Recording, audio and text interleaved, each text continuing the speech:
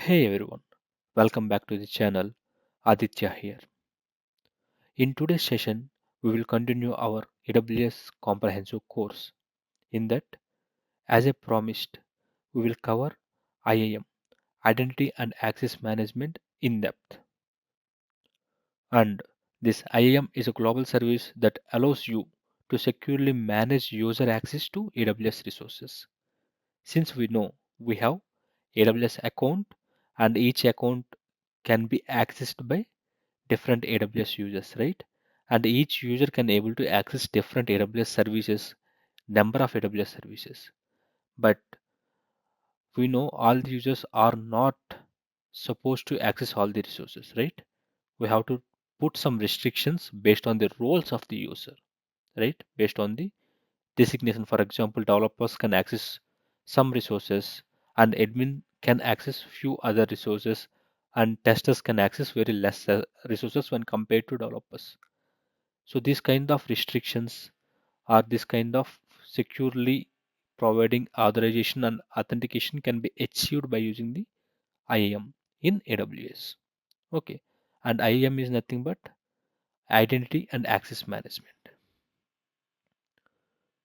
And today we will explore IAM uses, groups, and IAM permissions. So we will discuss about these things in depth and without any further ado, let's get started. Now we'll start with the question, what is IAM? So what is this identity and access management, right? So this identity and access management is nothing but it's AWS security framework. What it will do is it will control who can access AWS resources or services, right? And it allow you to create users and organize them into groups and manage their permissions. So that is what IAM in a nutshell will do. And this IAM is a global service. So meaning the settings apply across the all AWS regions. We have already discussed about AWS regions, right? And we know most of the AWS services are region scoped. That means one service in a region may or may not be available in another region, or the cost differs, or some of the settings differs, right? But this identity and access management service in AWS, right? It's a global service. That means it is same for all the regions. And it will provide the security framework, right? That securely controls user authentication and permissions. You can think of like it is providing both authorization and authentication. So that is the main function of IAM, identity and access management. And indirectly, we have already used IAM through root account. So I hope all you have AWS accounts with you, and while creating an AWS account, right? The main account or initially you will log in with your root account, right? You will provide your email address for your root account. And this root account is nothing but he is the root user. And this root user has all the privileges. Okay, so indirectly we have already created an IAM user having all the privileges and permissions. Okay, so that is what the root user. And whenever you create an account at the starting, the account which was created is root account and the user created for that account is called root user. Okay, so the root account is created by default, right? When you create an AWS account, a root user is created by default. However, the root user has unlimited access to all AWS resources, but it should not be used for daily tasks because making it risky for daily use. And also the best practice is use the root account only for the initial setup and secure it with MFA. So it should not be shared.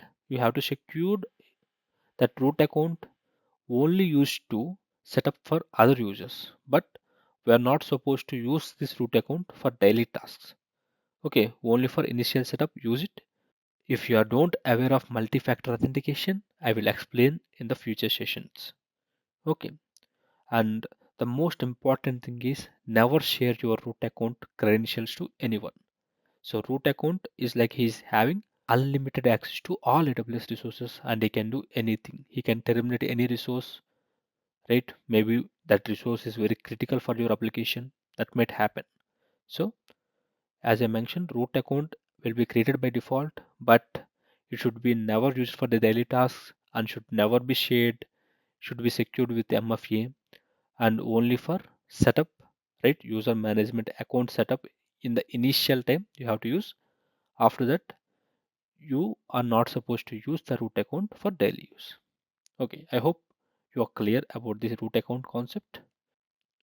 And moving on to the next slide, that is the main agenda of this particular session, that is IAM users and groups.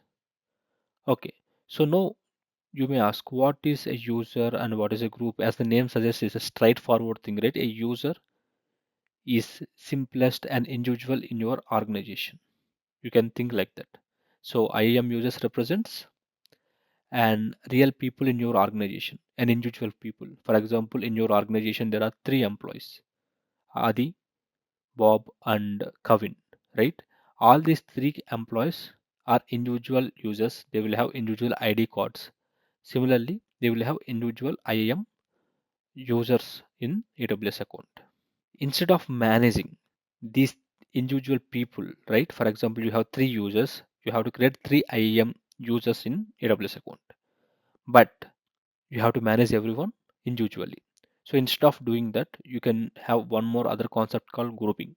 What will happen in this grouping is you will add all these users into one group, and this one group will have privileges. So if you provide privileges to one group, it will be inherited to users. So that is the advantage of using groups. So you can create an individual user and you can group them based on their similarities. So groups make it easier to assign and manage permissions collectively. So that is the main agenda, to assign and manage permissions collectively. And one more thing is group contain only users, not other groups. So you have individual users and each a group of users can be grouped into one group. Like for example, three users can be grouped into one group or 10 users can be grouped into one group. And you can't put a group inside a group. Okay, so that is the important thing to remember. You can only group users, not the groups. And also a user does not have to belong to a group. So that is not compulsory, that is not mandatory. So if you create a user and if that user is not assigned to a group, that is also fine. You can individually maintain that user, right? And if you have a user, multiple users, and all the multiple users belong to same, like all these multiple users are group of users, they are going to access the same AWS resources, right? So in that case, to manage each and every individual and providing the permissions to each and every individual is difficult. So instead of that, if you group them by using the grouping concept and attach that permissions to that group, right? Then all the members or all the users inside the group can able to access these AWS resources by using the permissions you have provided to the group. So that is the advantage. And this grouping is not mandatory and user can be created with or without a group.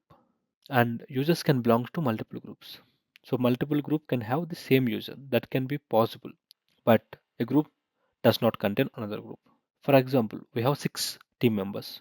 Adi, Bob, Kavin, Murali, Shiva, and Hari. Right? We can group Adi, Bob, and Kavin as developer group and Shiva and Murli as testing group and Kavin and Shiva as operations group and some other user like Hari who is not belongs to any group. Okay, so total six users. In that six users, right, three users is group to developers and two user Murli and Shiva is group to testing group and Kavin and Shiva were attached to operations group. And Shiva is, if you see here, Shiva is present in both the groups. So as we discussed, a user can be present in multiple groups. Now we will look at a flow so that you will get better understanding, right? We have Adi, we have Bob, and we have Kavin. So these three belongs to developers group. Similarly, we have Shiva and Morali. These two belongs to testers group.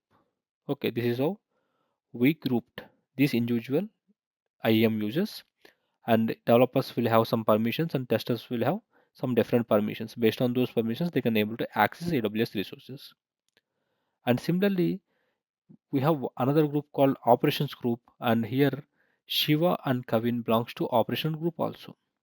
So if you observe here, right, a user Shiva is present in testers and also he present in operations. Similarly, Kavin present in developers group and also presents in operations group.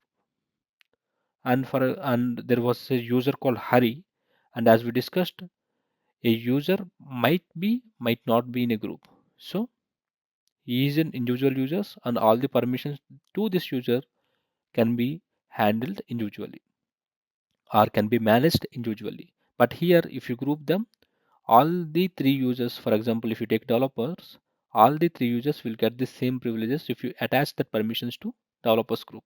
Similarly, operations, similarly, testers. I hope this analogy makes sense and it is clear to you. Okay. Now you may ask how these users or how these groups, right, will get permissions and what is this permissions and how to give that permissions to these users or groups, right? So for that, we need to use one thing called policies. So these permissions can be achieved through policies, and these IAM permissions are controlled through policies. Okay, so IAM uses JSON based policies to grant permissions. So based on these policies, we will get permissions. Okay, and a policy is a JSON document that defines what actions a user or group can perform. Simple. It's a JSON document that defines what action a user or a group. So if you can attach the same JSON document to an user, it will applicable to a individual user only. But if you attach the same JSON document to a group, it will applicable to all the users within that group. Okay. So here you are defining what actions a user or group can perform.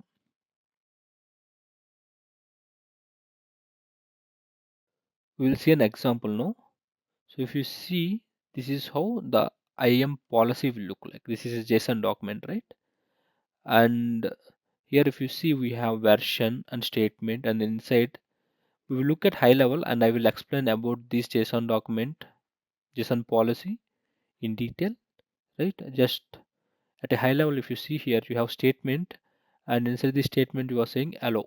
So what you are allowing is easy to describe for all the resources.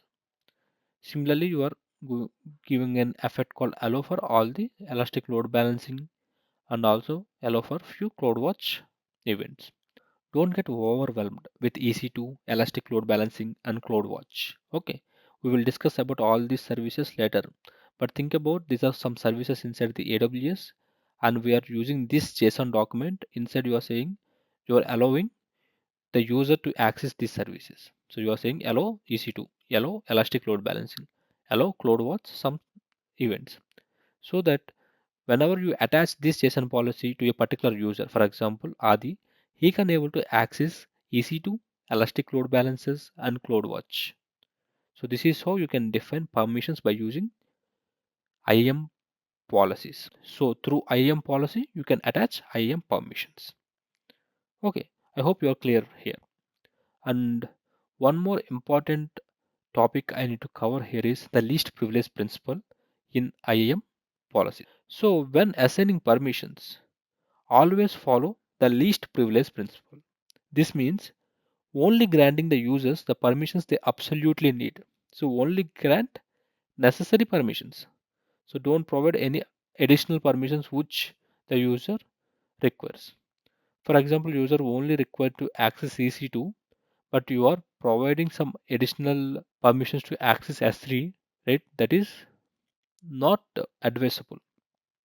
You have to follow least privilege. The least privilege has to be provided to a user. Okay, and avoid giving full administrative rights unless necessary. So if you give full access to all the services for all the users, right? Sometimes a user can go and delete a critical resource or critical service, and that may cause a catastrophe in your applications. So always follow this least principal rule so that you will prevent unauthorized access to AWS resources. And this improves security and reduces the risk of accidental changes or high AWS costs. Okay. For security wise, if you follow this least privilege principle, it will be beneficial. And also, if you provide more privileges to an user and if he runs some AWS resources, they may incur high costs also. So, for example, if you provide all the privileges to an intern and he spins off so many AWS resources like EC2, Batch, EMR, right? And they are incurring so much of costs, right? That can also possible. So always keep in mind this least privilege principle. You need to follow this least privilege principle whenever you are assigning permissions to your IAM users. To summarize, IAM is a powerful tool that helps manage AWS user access securely. Use IAM groups for efficient permission management and always apply the least privilege principle. Okay. And in our next session, we will do a hands-on demo of creating IAM users and groups in the AWS console. Don't forget to subscribe and hit the bell icon to stay updated. See you in the next video.